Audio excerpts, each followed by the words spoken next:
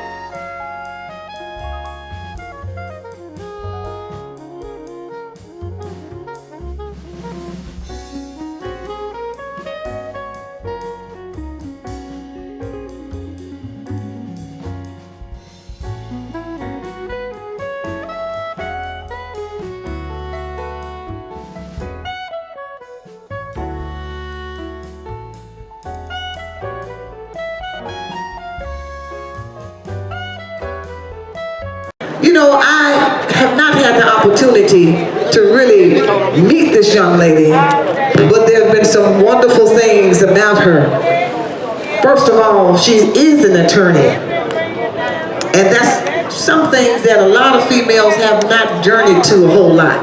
But this one is so awesome, so talented, and then she's good looking too. You know, I ain't got no problem with saying what it is. You know, when a person look good, they just look good. Don't hate, appreciate. Ain't that right, y'all? She's with the CNN commentary. She does a wonderful job tearing up people from the back and the front, the left, the right, the side, the up and down.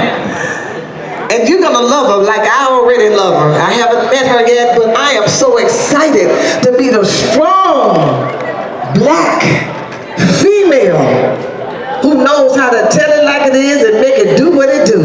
Ladies and gentlemen, put your hands together for Miss Angela, attorney Angela Rye. Get up on your feet and let her know you appreciate her.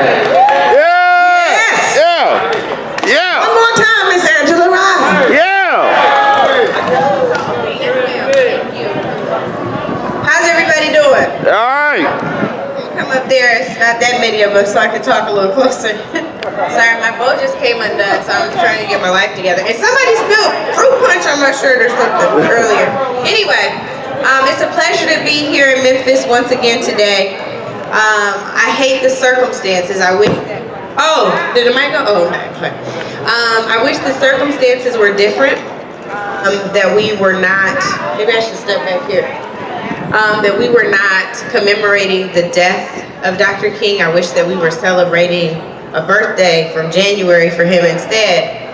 But I think that the onus is upon us now to figure out how we can best realize the dream and honor his legacy.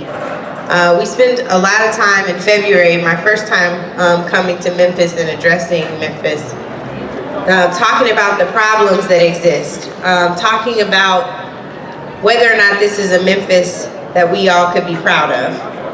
We know there are challenges in the leadership. That the mayor of Memphis doesn't necessarily, or maybe not necessarily, doesn't at all represent the best interests of this community. Right. And as we stand here today on BEale Street, we have to remember what all this is about. There's power in our ownership, and that's why they've always tried to take that from us. There's a reason why the number of black banks nationally continue to decrease, right? There's a reason why we have challenges accessing capital. There's a reason why, whether we're talking about our local or our national organizations that work so diligently to protect our advances and continue to fight for advances for us, there's a reason why they struggle financially, and they struggle to have human resources to ensure that they can continue that work. All of that is not by accident, but all of that can be resolved by us. That's why in his 1967 speech, Dr. King talked about the importance of us supporting black-owned banks. He talked about the importance of us funding and supporting organizations that work on our behalf. And he talked about us supporting black-owned businesses. Y'all, nobody can support us better than we can. And if we don't realize it at this point, I don't know what to tell you, but racism is a bipartisan problem. Your mayor is a Democrat. And what's the percentage of contracts that are had by black-owned businesses here?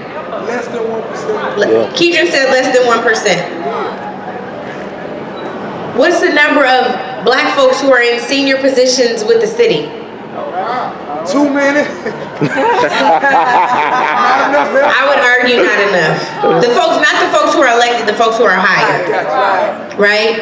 And what I'm saying to you is that we have to hold our elected officials accountable regardless of their political party, regardless of their race. It is incumbent upon the activists and the organizers in this community to make the public servants serve us. They're there. It doesn't matter if you voted for them or not. Guess what? As soon as they take an oath, they're supposed to represent the whole of Memphis. So it's time for us to ensure that we're holding these folks accountable, and it's time for us to hold each other accountable. It is so important that we start working together in real ways to reach the end goal. It doesn't matter if our means are different. It doesn't matter if you will yell over a bullhorn or you will write the legislation. It doesn't matter if you're responsible for bailing out the protester or if you're responsible for starting the protest. We have to work together. It's imperative that we stand together, that we unite, and we realize the dream. Dr. King said he may not get there with you, talking about the promised land. Well, we may not get there either if we're not disciplined and organized. And so let us work diligently as we commemorate this 50th anniversary of Dr. King's death to not only advance the dream, but to ensure that we're realizing our own dreams so that our kids and our kids' kids can realize their own dreams. I thank you all so much for having me.